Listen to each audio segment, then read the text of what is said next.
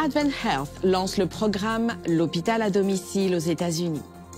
Le ministère de la radio, Faith FM, révèle sa stratégie pour connecter les auditeurs avec les églises locales. La caravane évangéliste L'Espoir existe encore, parcourt le centre du Pérou et conduit à plus de 700 baptêmes. ADRA poursuit ses interventions pour secourir les milliers de personnes touchées par les inondations en Espagne.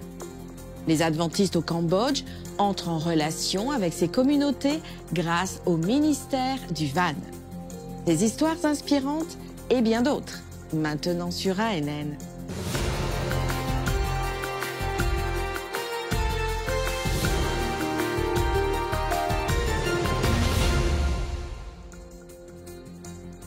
Les soins de santé évoluent chez Advent Health avec le lancement de son programme innovant, l'hôpital à domicile. Cette initiative permet aux patients éligibles de recevoir des soins de type hospitalier dans le confort de leur propre maison.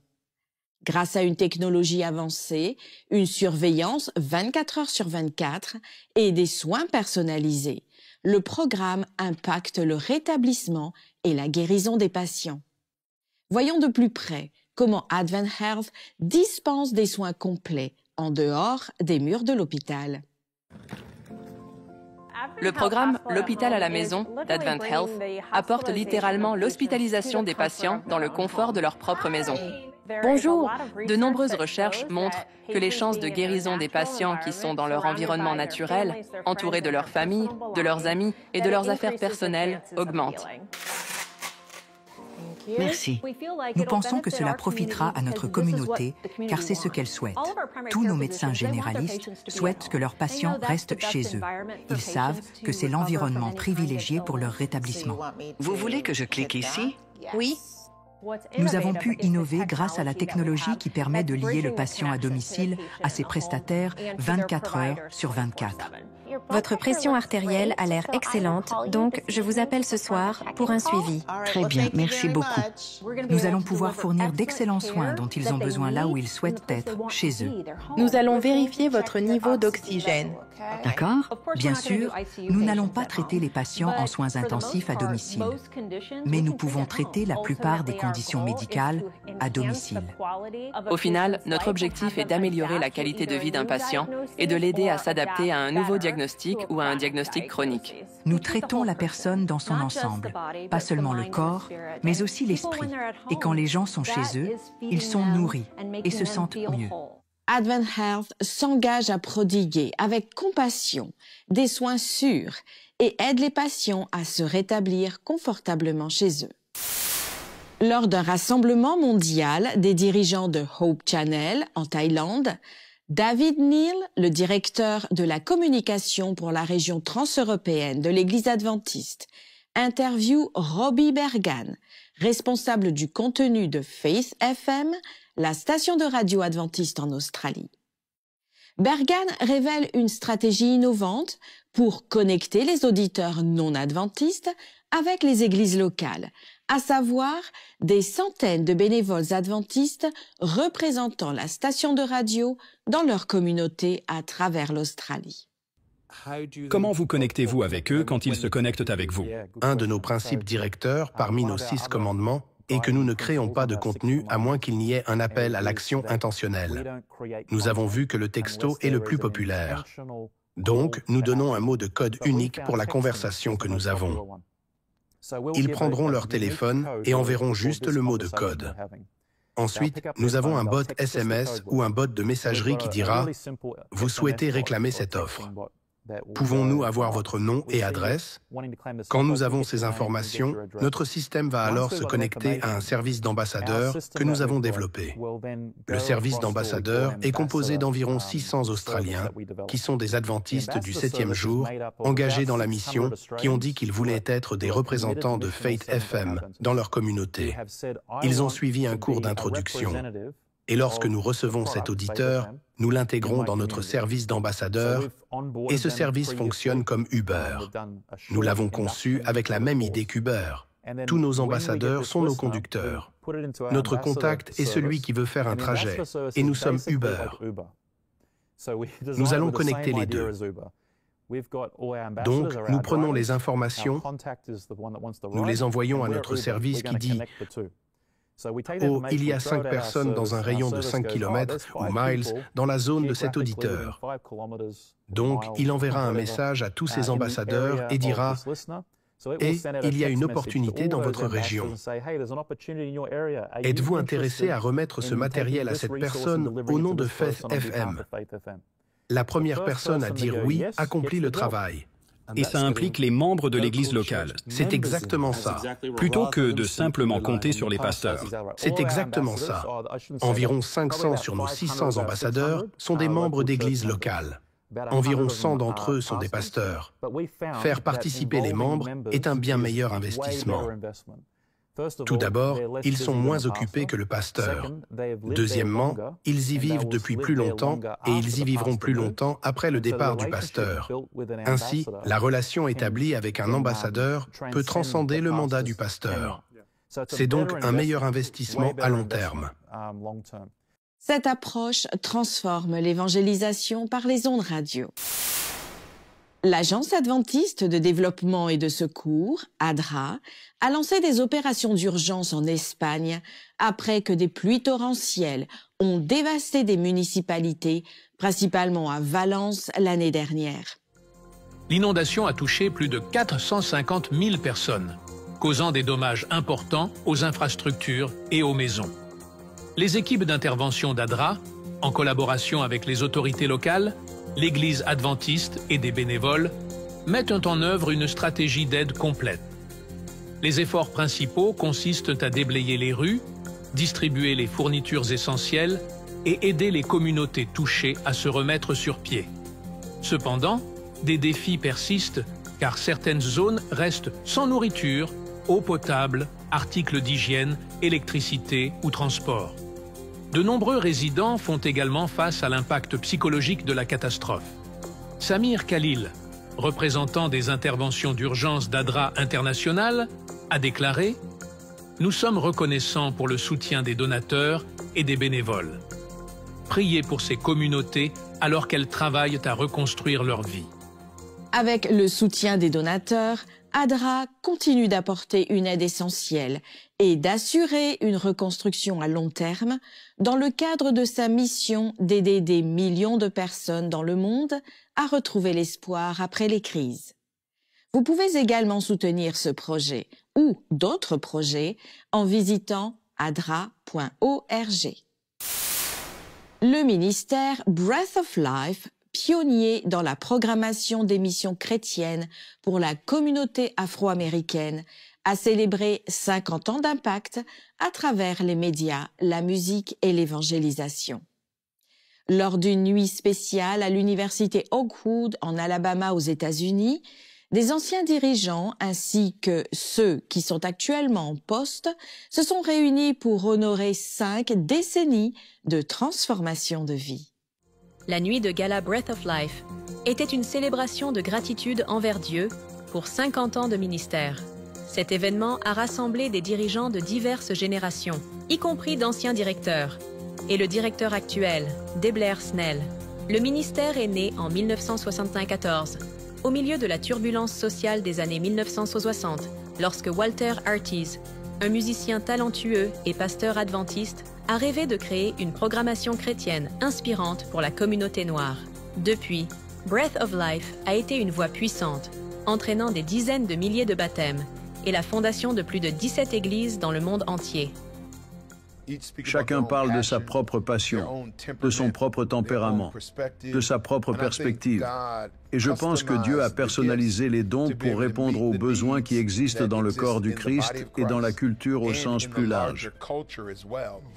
La nuit de gala a été marquée par des performances musicales qui ont rappelé l'histoire du quartet Breath of Life et a été enrichie par la participation de Take Six, gagnant de 10 Grammy Awards. Les membres du groupe ont commencé à l'université en chantant des chansons de Breath of Life. Il nous a donné une voix, une identité, un sentiment de fierté. Et nous ne faisons que nous inscrire dans cet héritage. L'ancien directeur Carlton Bird a délivré un message inspirant, rappelant à tous que l'évangélisation est au cœur de Breath of Life. le pasteur Alexander Bryant, président de la division nord-américaine et vice-président de la Conférence générale des adventistes du 7e jour, a annoncé un don de 50 000 $ pour soutenir l'avenir du ministère. Nous voulons poursuivre cet héritage d'évangélisation. En 2025, nous nous joindrons à toutes les églises d'Amérique du Nord dans l'initiative Pentecote 2025. Snell, le directeur du groupe, a partagé des plans ambitieux pour 2025, confirmant la participation à l'initiative Pentecote 2025 et incluant une formation au leadership et la première d'un programme animé pour enfants. Après 50 ans de louanges, Breath of Life reste fidèle à sa mission, tout en s'adaptant aux temps changeants et en maintenant le message central d'espoir et de transformation à travers l'Évangile. Comme l'a souligné le directeur actuel, l'objectif est que Breath of Life devienne le centre de la vie spirituelle pour la communauté afro-américaine, en offrant un contenu pertinent sur la santé, le travail, la spiritualité et les relations. Nous félicitons ce ministère qui, pendant 5 décennies, a apporté le message du salut et a renouvelé l'espoir dans le retour imminent de Jésus. Dans la vidéo « Un message spécial » du pasteur Ted Wilson, le président de la conférence générale réfléchit à la fidélité de Dieu alors qu'il démarre un nouveau chapitre de la tragédie des siècles d'Ellen White. Il partage les points forts de ce qui a été accompli grâce à l'implication totale du membre global. Bonjour, chers amis. Alors que la nouvelle année vient de commencer, j'aimerais partager avec vous un message plein d'attention d'Ellen White. Elle écrit « L'année dernière, avec son lot de souvenirs, est passée dans l'éternité et la nouvelle année a commencé. Rassemblons les trésors de l'année écoulée, nos souvenirs de la bonté et de la miséricorde de Dieu, et emportons-les avec nous dans la nouvelle année. Enrichissons l'avenir par la pensée des bénédictions passées. » En pensant à l'année écoulée, quelles bénédictions témoignant de la bonté et de la miséricorde de Dieu vous viennent à l'esprit? A-t-il été proche de vous et vous de lui? Au cours des vidéos de ces 3 derniers mois, nous nous sommes concentrés sur l'implication totale du membre global et nous avons vu l'importance de la prière individuelle et de l'évangélisation pour gagner des âmes, notamment lors de grands événements évangéliques tels qu'en Papouasie-Nouvelle-Guinée en 2024. Alors que nous avons maintenant tourné la page et démarrons une nouvelle année, l'implication totale du membre global reste une priorité élevée. Tout le monde, partout, atteignant quelqu'un pour Jésus, avec le message complet de l'Évangile, y compris les messages très importants des 3 anges que Dieu nous a confiés pour ce moment précis. Et pour approfondir ces messages importants, trouvés en Apocalypse 14, et pour voir comment Dieu a guidé son peuple à travers les siècles de l'ère chrétienne, nous avons passé une grande partie de l'année dernière à parcourir plusieurs chapitres du livre incroyable, La tragédie des siècles. Si vous souhaitez revoir ces messages, ils sont disponibles grâce au lien indiqué en bas de l'écran. Nous allons poursuivre cette série en examinant les chapitres finaux de ce merveilleux livre, La tragédie des siècles, en commençant par le chapitre 39, intitulé « Le temps de détresse ». Comme vous le savez peut-être, ou même l'avez expérimenté, les mots « le temps de détresse » inspirent la peur dans le cœur de plusieurs. En Daniel 12, 1, nous lisons « En ce temps-là se lèvera Michaël, le grand chef, le défenseur des enfants de ton peuple, et ce sera une époque de détresse, telle qu'il n'y en a point eu de semblable depuis que les nations existent jusqu'à cette époque. En ce temps-là, ceux de ton peuple, qui seront trouvés inscrits dans le livre, seront sauvés. » Il y a beaucoup à découvrir dans ce verset, et c'est ce que nous ferons dans les prochaines vidéos. Mais pour le moment, notons une partie très importante de ce passage. En ce temps-là, ceux de ton peuple qui seront trouvés inscrits dans le livre seront sauvés. Voyez-vous, chers amis, nous n'avons pas besoin d'avoir peur lorsque nous sommes en sécurité entre les mains de Dieu, car il promet de nous délivrer.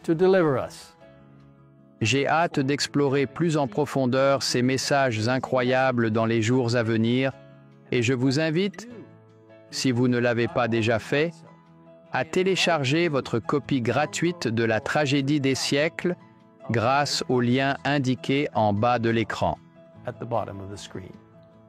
Ce message et d'autres messages hebdomadaires du pasteur Ted Wilson peuvent être visionnés et partagés sur la page officielle YouTube de l'Église adventiste du 7e jour.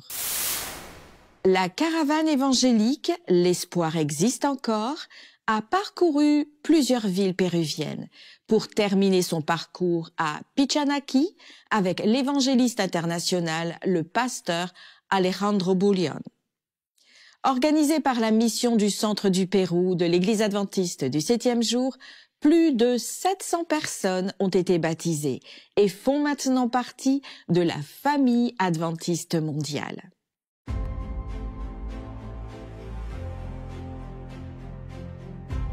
Vous pouvez essayer d'accomplir tout ce que vous voulez de vous-même. Vous ne pourrez rien faire. Vous avez besoin de Jésus et vous êtes précieux à ses yeux.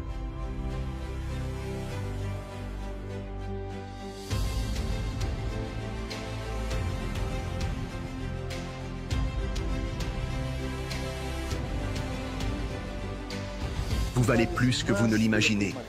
Il vous aime, il connaît votre passé. Il ne voit que vous aujourd'hui et ce que vous allez décider. C'est pourquoi, venez à Jésus.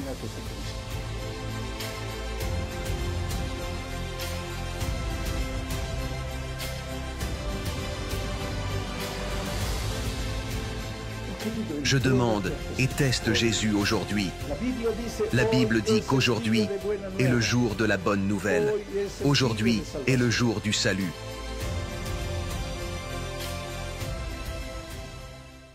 Quelle grande bénédiction de voir la foi redynamisée et des vies transformées. Avec le slogan « L'Église va à l'école », l'Église adventiste en Suisse alémanique a lancé une nouvelle vidéo qui met en avant le concept scolaire des valeurs chrétiennes combiné à une pédagogie holistique.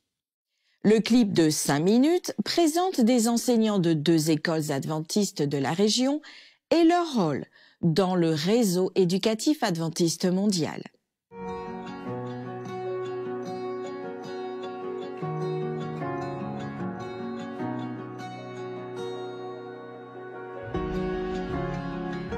Je m'appelle Mathias. Je trouve que c'est vraiment génial que nous ayons un espace pour des rencontres personnelles où les enfants ne sont pas seulement des apprenants, mais de véritables personnes reconnues. Chaque matin, nous partageons des sujets de méditation ensemble, où les élèves vivent consciemment ce que sont les valeurs chrétiennes. Mais je pense qu'il est encore plus significatif que tous les enseignants incarnent et vivent ces valeurs, sans avoir à les énoncer directement.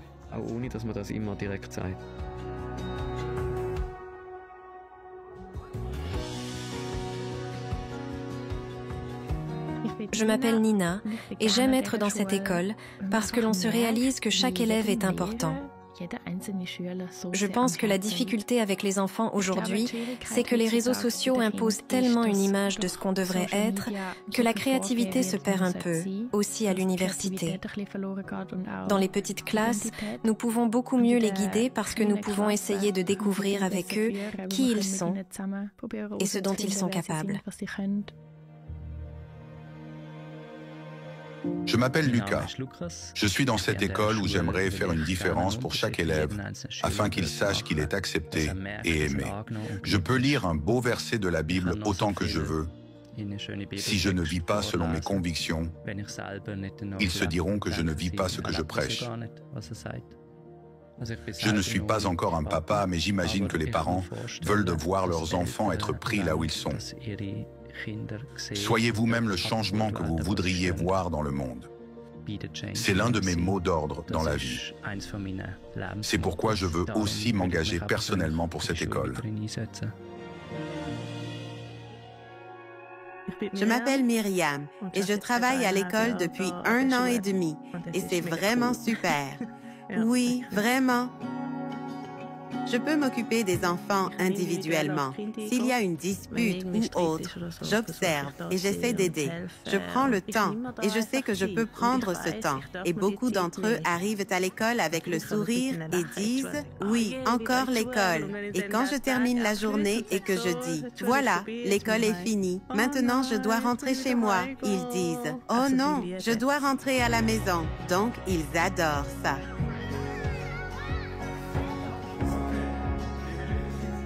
Les élèves de notre école ne sont pas des saints, mais nous essayons de voir ensemble ce que nous pouvons faire. Et c'est là que les valeurs chrétiennes entrent en jeu. Ils remarquent comment je les traite. Est-ce que je suis patient? Est-ce que je suis honnête? Est-ce que je suis prêt à pardonner une erreur parfois?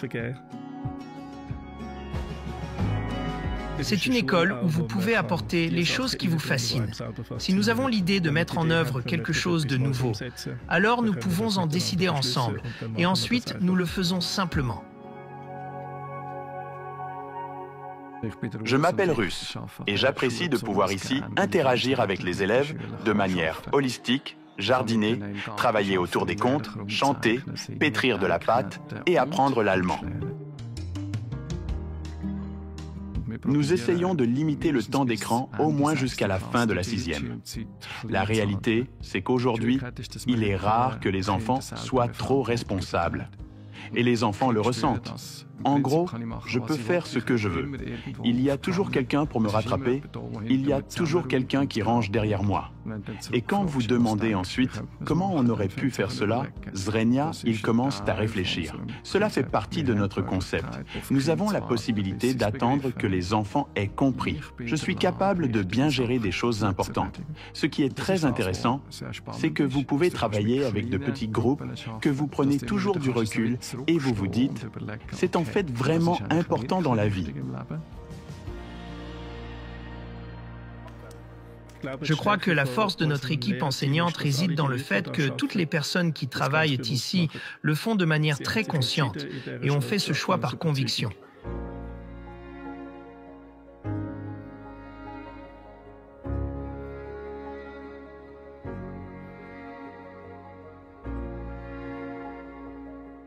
Le système éducatif adventiste, établi en 1858, est maintenant le plus grand réseau éducatif protestant, avec plus de 2 millions d'élèves et étudiants dans 9 800 établissements scolaires répartis dans près de 150 pays.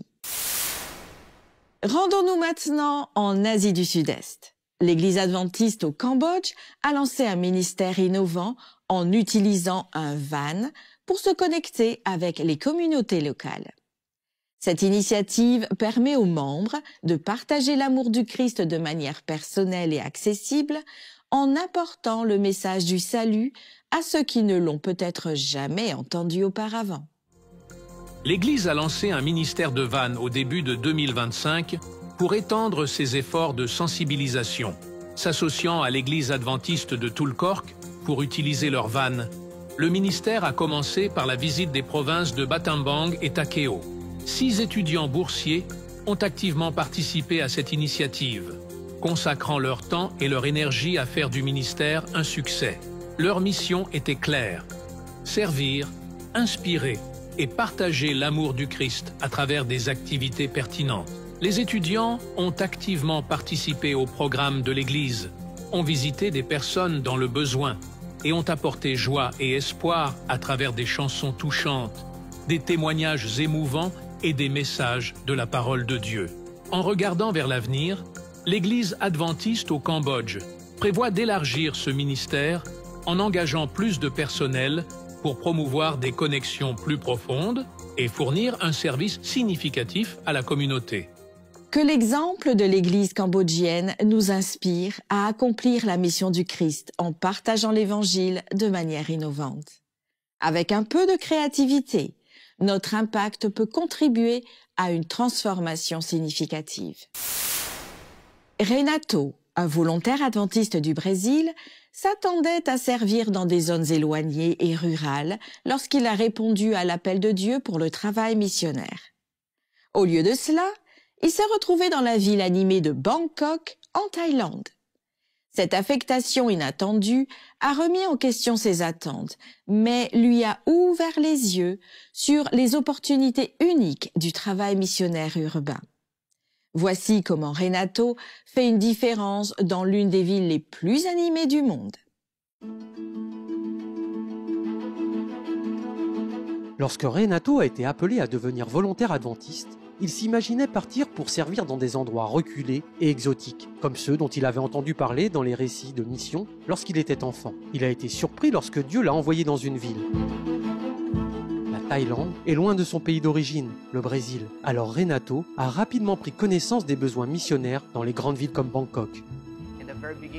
Au tout début, j'ai été un peu déçu parce que ce n'était pas l'idée que je m'étais fait du travail dans la fenêtre 10-40.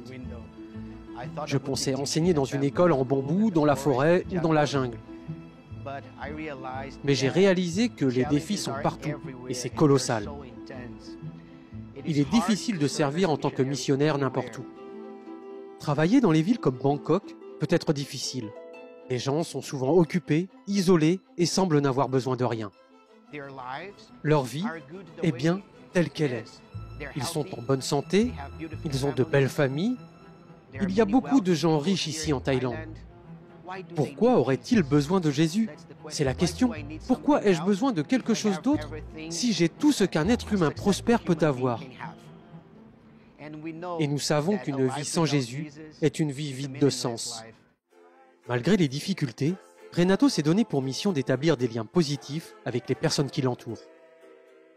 Le volontariat ne consiste pas seulement à souffrir et faire face à des défis et à des difficultés. Même si nous ne le méritons pas, Dieu nous offre des centaines d'occasions de profiter de la vie et d'être heureux. Le rôle principal de Renato en tant que volontaire est d'enseigner l'anglais en 4e année à l'école internationale des Camaï. L'enseignement lui a permis de nouer des liens avec ses élèves et d'en apprendre davantage sur leur vie. 95% des enfants de mon école ne sont pas chrétiens.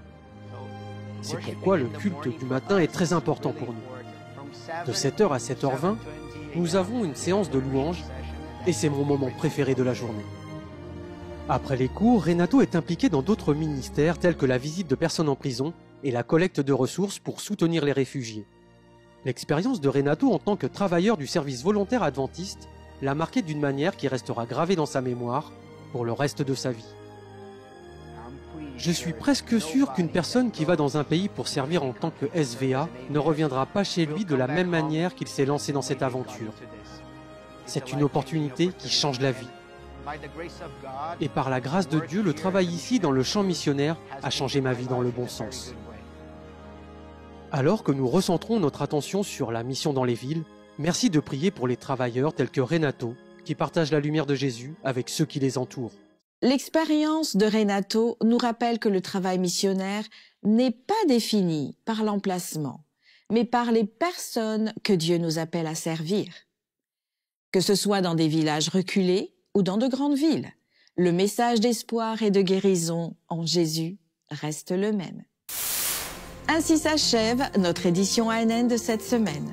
Rejoignez-nous la semaine prochaine pour plus de nouvelles du siège de l'Église adventiste du 7e jour. Saviez-vous que l'Église adventiste du 7e jour a une chaîne YouTube où vous pouvez regarder d'autres vidéos incroyables? Rendez-vous sur YouTube et cherchez Église adventiste du 7e jour. Cliquez sur le bouton s'abonner pour ne jamais manquer une nouvelle vidéo. Et laissez-nous un commentaire ou un sujet de prière. Notre équipe prie pour vous. Et avant de vous dire au revoir, nous vous laissons avec de bonnes nouvelles du livre d'Ésaïe 40 au verset 31. Le texte dit ceci. « Mais ceux qui mettent leur espoir dans le Seigneur retrouvent des forces nouvelles. Ils s'envolent comme des aigles. Ils courent sans se fatiguer. Ils avancent sans s'épuiser. » N'oubliez pas, vous pouvez toujours visiter adventiste.news pour des nouvelles et des vidéos quotidiennes. À la semaine prochaine et que Dieu vous bénisse.